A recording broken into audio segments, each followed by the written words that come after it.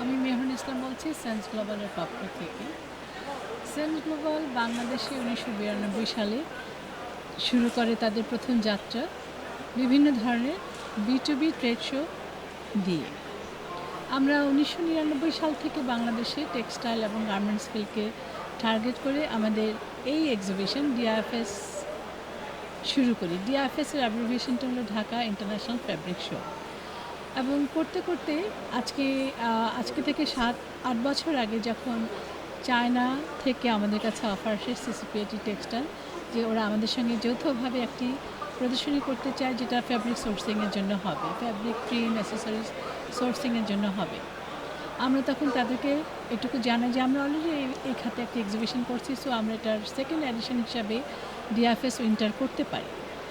তখন থেকে অর্থাৎ 2017 সাল থেকে এই প্রদর্শনীটি আমাদের প্রতি বছর আলাদাভাবে জানুয়ারি বা ফেব্রুয়ারি মাসে ডিআইএফএস উইন্টার নামে প্রদর্শিত হয় বাংলাদেশে 4 দিনের শো। এখানে মূলত ফ্যাব্রিক, ডেনিম, ট্রিম, অ্যাসেসরিজ যা চায়না থেকে আসে তাই প্রদর্শিত হয়ে থাকে। আমাদের টার্গেট অডিয়েন্স হচ্ছে বাংলাদেশের গার্মেন্টস ম্যানুফ্যাকচারার্স, টেক্সটাইল যারা তৈরি করেন তারা। কারণ এখানে ইয়ার্ন আসে, নানা ধরনের ফ্যাব্রিক আসে, কখনো বিভিন্ন টেক্সটাইল মেশিনারিজও আসে, যার ফলে আমাদের একদমই বলতে গেলে খুবই ফোকাস বলবো যে গার্মেন্টস এবং টেক্সটাইল যারা তৈরি করেন, যারা বিভিন্ন দেশে এক্সপোর্ট করেন লোকাল মার্কেটের জন্য কিংবা বাইরের জন্য, তারাই আমাদের টার্গেট অডিয়েন্স।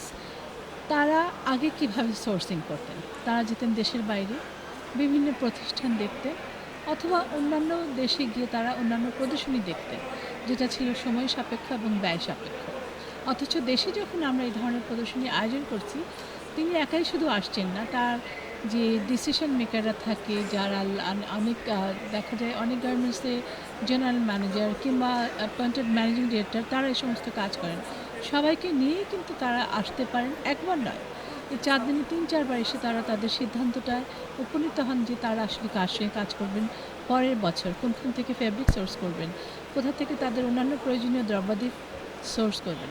সুতরাং এই প্রদর্শনীর উদ্দেশ্য অবশ্যই আমরা ট্রেড শো অর্গানাইজ করছি। অ্যান্ড আরেকটি উদ্দেশ্য হলো এই প্রদর্শনীতে সাকসেসফুল করতে হলে আমাদের যে টার্গেট অডিয়েন্স তাদের কাছে আমাদের সেই পৌঁছাটা মাধ্যমে আমাদের প্রতিটি শো সাকসেসফুল হয় এবং উদ্দেশ্যও সফলভাবে আমরা সফলতা আমরা দেখতে পারি আমাদের সফলতার সঙ্গে। আমাদের যারা টার্গেট অডিয়েন্স তারা যখন আসেন এই মিলন মেলায় এবং দেখে তাদের উপকৃত হন, সেটাই আমাদের সাফল্য।